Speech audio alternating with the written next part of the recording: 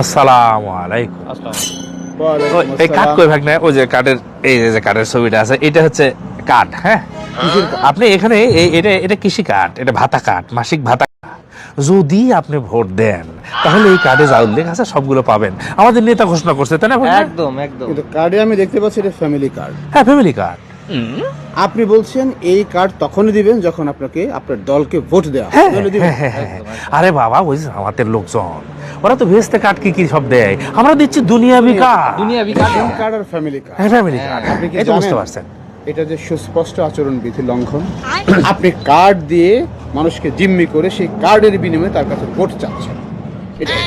এটা সুস্পষ্ট লঙ্ঘন নির্বাচনী আইনের। যদি আপনি এটা নিয়ে সামনে এগোন তাহলে পাবলিক আপনাকে ঠেঙাবে।